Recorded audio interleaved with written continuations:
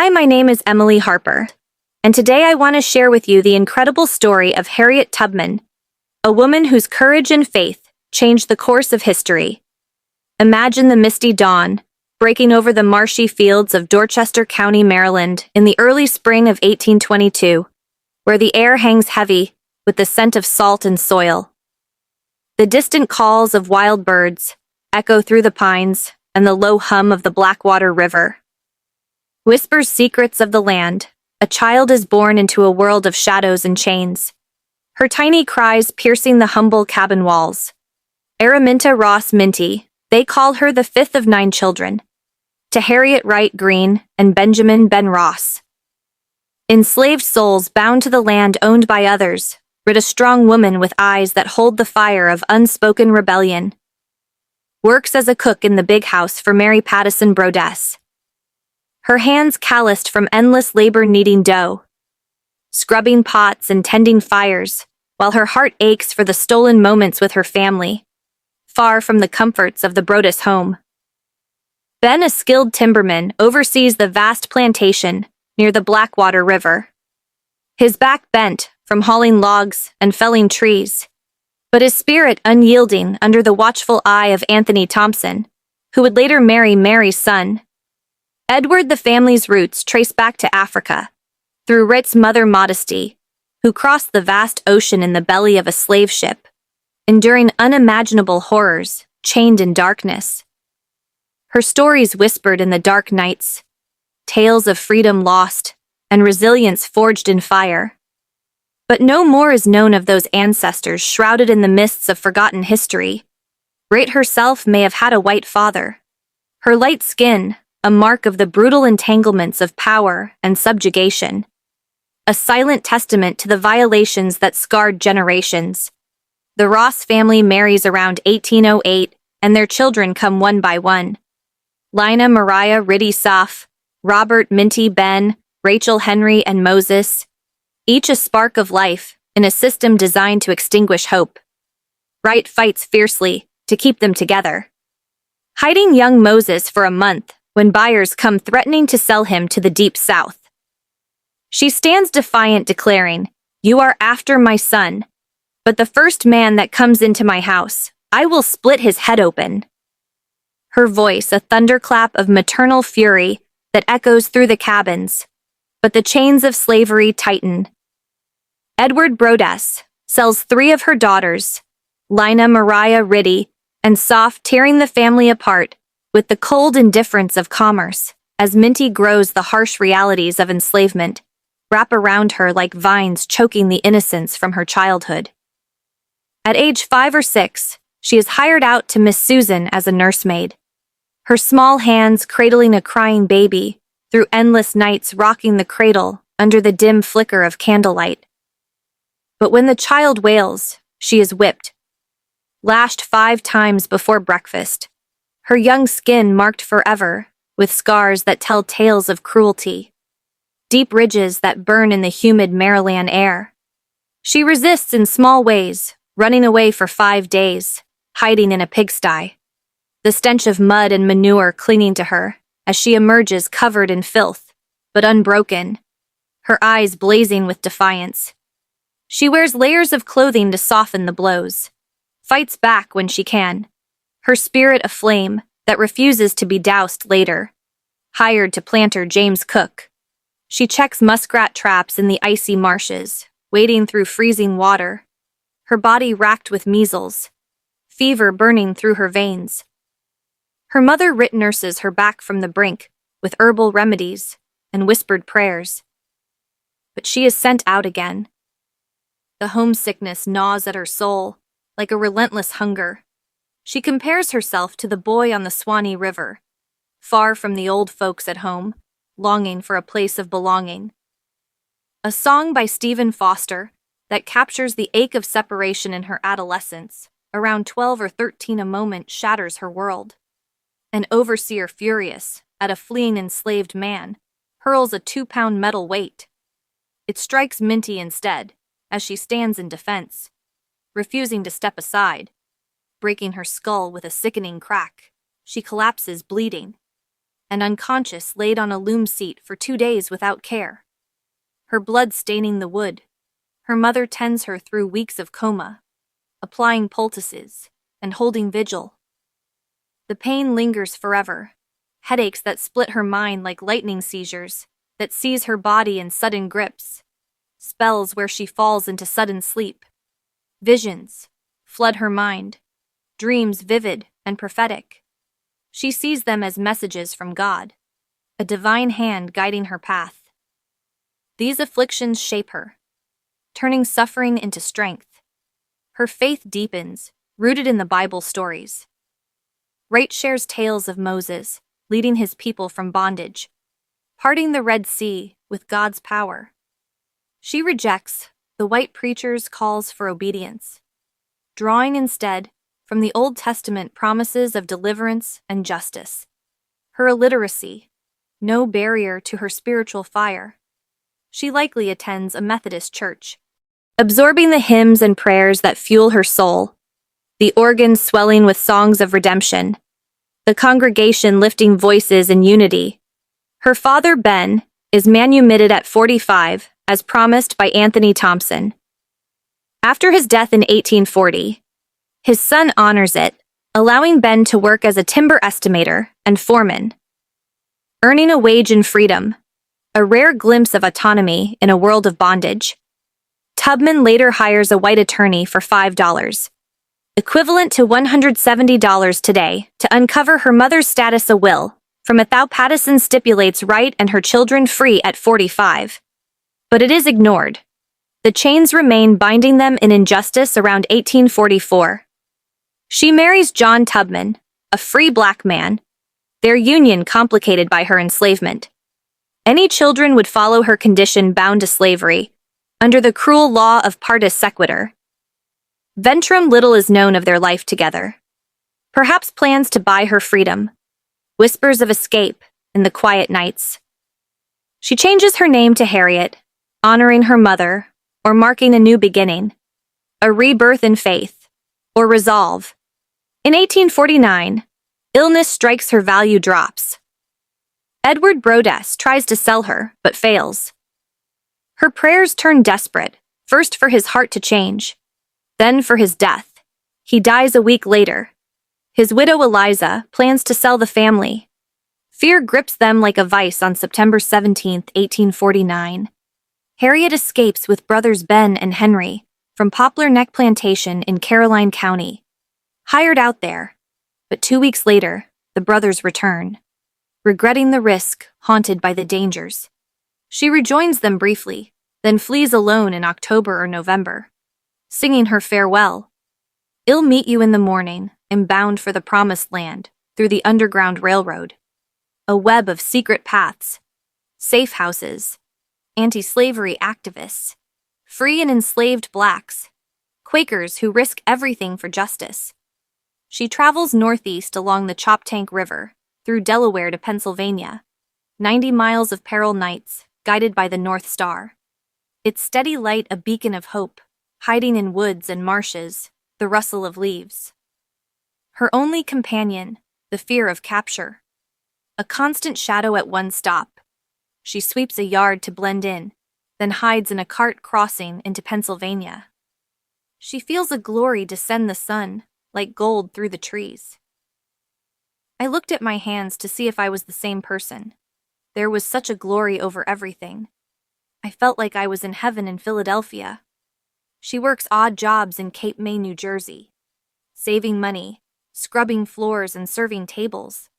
Her hands raw, but her resolve iron. The Fugitive Slave Act of 1850 heightens danger, pushing her to Canada in December 1850. She returns to Maryland, rescuing niece Keziah and her children.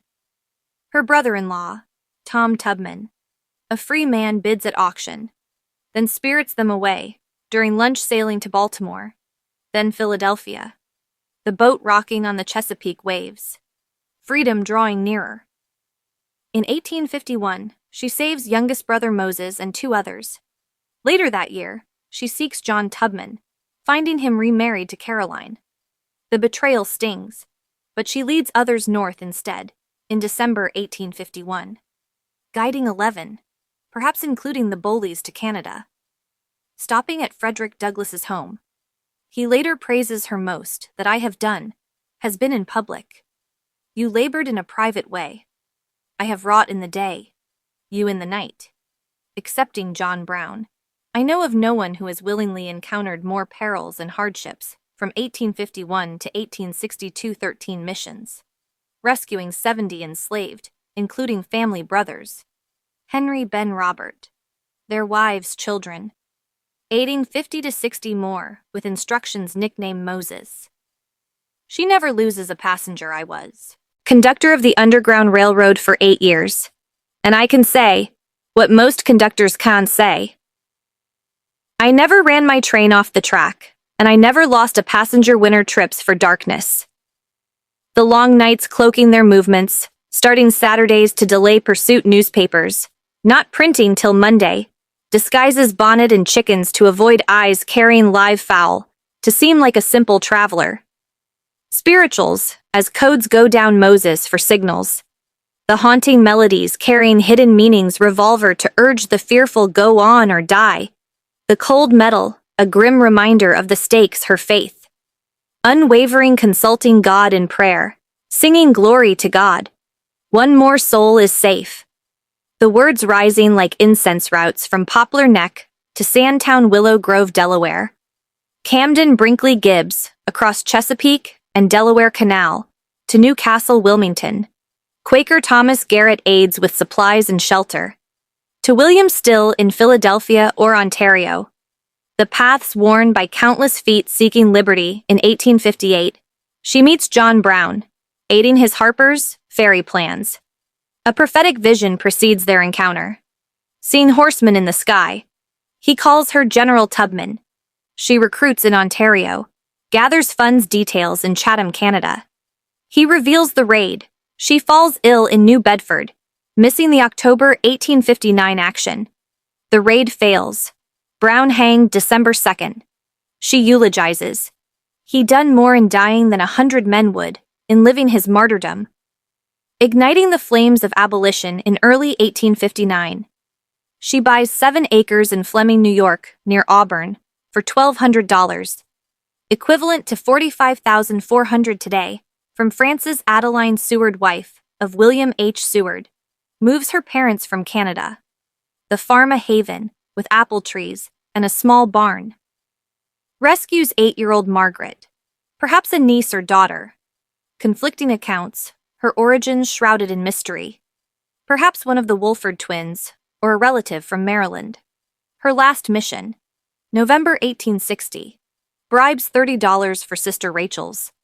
Children Ben and Angerine, but Rachel dead. Children unknown. Rescues. Ennell's family enduring cold, and delays hiding in attics and barns. The frost biting at their skin, the pursuit relentless. War erupts. In 1861, Tubman envisions abolition volunteers. January 1862 in Port Royal, South Carolina. Aiding contrabands, escaped slaves, seized by Union. The Sea Islands, a new world of freedom. Meets General David Hunter, who frees them. Forms. Black Regiment, the first authorized by Congress, criticizes Lincoln. God won't let Master Lincoln beat the South till he does the right thing. He can do it by setting the Negro free. Her words sharp as a blade. Nurses using local plants for dysentery infections. Boiling roots and herbs in makeshift pots. Sells pies, root beer for income. The sweet aroma drawing soldiers after Emancipation Proclamation. 1863 focuses on defeat. Leads scouts mapping terrain under Edwin Stanton, Secretary of War. Aids Colonel James Montgomery. Capturing Jacksonville, Florida. March 1863. The city falling amid gunfire and Smoke Key in Combahee River raid. 1863. Guides steamboats past mines. The vessels gliding silently through the dark waters. Assaults plantations enslaved. Hear whistles escape in chaos. Over 750 liberated troops. Burns sees supplies. Tubman assists onto boats, singing Uncle Sam's. Farm the lyrics lifting spirits praised as first woman leading U.S. armed operation.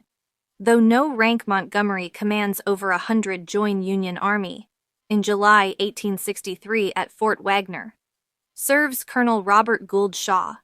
Last meal of bread and water describes battle. And then we saw the lightning. And that was the guns. And then we heard the thunder. And that was the big guns. And then we heard the rain falling. And that was the drops of blood falling. And when we came to get the crops, it was dead men that we reaped the vivid imagery. Haunting continues scouting nursing in Virginia. Post-surrender. April 1865, receives scant pay. $200 equivalent to $4,110 today for 3 years. No official nursing roll train incident. October 1865. Conductor demands half fare, moves her to smoking car, injuring her arm and ribs. The pain, a cruel reminder of prejudice, returns to Auburn farm supports. Family boarders. Odd jobs. Marries Nelson Davis. Former enslaved 8th U.S. Colored Infantry. March 18, 1869. 22 years her junior. A Union veteran scarred by battle, adopts Gertie. 1874. Fraud. 1873. Swindlers steal for fake gold trunk. The deception leaving her. Penniless house burns. 1880. Rebuilt with help from friends and community. Davis dies. Tuberculosis. October 14th. 1888. Pension struggles. $8 monthly. Widows. 1895 plus 500. Lump 1899, $20 monthly, plus 12 for nursing. No Scout spy recognition until 2003. Congress adds 11,750 for sites active in suffrage. I suffered enough to believe it. Her words a testament to endurance speaks in New York. Boston, Washington, with Susan B. Anthony Emily Howland. Keynote National Federation of Afro-American Women. 1896. National Association of Colored Women. 1899. Profiled in the Woman's Era. Sells cow for train to Boston receptions. Church Thompson Memorial. African Methodist Episcopal Zion Auburn. Helps establish Harriet Tubman Home for the aged 1895 discussions. Bids $1,215 for 25-acre farm names. John Brown Hall, AIM Zion takes over. 1903 opens 1908 with $100 fee. Frustrating her, they make a rule unless they didn't have no money at all. Her frustration boiling over head trauma persists. 1890s, surgery. Massachusetts General Hospital. Sawed open my skull. Now it feels more comfortable. No anesthesia bites, bullet like soldiers. In the war admitted to home 1911. Ill penniless dies pneumonia. March 10th, 1913. Aged 90 to 91 in Auburn. Quotes, I go away to prepare a place for you from John's Gospel. Buried Fort Hill Cemetery, with semi-military honors. The rifles saluting her legacy parents. Writ dies, post 1857.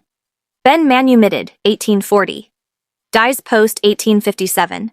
Siblings rescues most Lina Mariah Ritty. Soph sold forever. Moses, Henry Ben Robert. Rachel Ladders. Children unresolved. Husband John divorced. 1851. Remarried Nelson Davis. Married 1869. Died 1888. Adopted Gertie Margaret. Rescued 1859. Icon of courage freedom inspires civil rights sites. Harriet Tubman Underground Railroad National Monument. Historical Park. Maryland. National Historical Park. Auburn State Park. Memorial Garden. Maryland Museum. New Jersey. Salem Chapel. St. Catharines, Canada. Portrayed in art songs. Woody Guthrie. Wynton Marsalis. Operas. Thea Musgrave. Nkiru. Okoye plays novels. Elizabeth Cobbs. Ta-Nehisi Coates films. Harriet Cynthia. Erivo. Oscar-nominated honors. 1978, 1995. Postage stamps. 2016 $20 bill plans. 2024 commemorative coins. SS. Harriet Tubman, 1944, posthumous Brigadier General, Maryland Army, National Guard, November 11th, 2024. School streets, churches named after her. No memoirs. Authorized Sarah Hopkins. Bradford Scenes in the Life of Harriet Tubman, 1869. Revised 1886, 1901 for income. $1,200. Biographies. Earl Conrad, 1943. Jean Humez, 2003. Catherine Clinton. Kate Larson, 2004. Milton Cernett, 2007. Etta L. Fields. Black, 2024. Pulitzer. Her story. A testament to unbreakable spirit faith, guiding through darkness to light a woman who turned pain into power chains, into wings leading her people to the promised land. Her legacy echoes in every fight for justice, every step toward freedom. Harriet Tubman, the Moses of her people forever etched in the heart of history.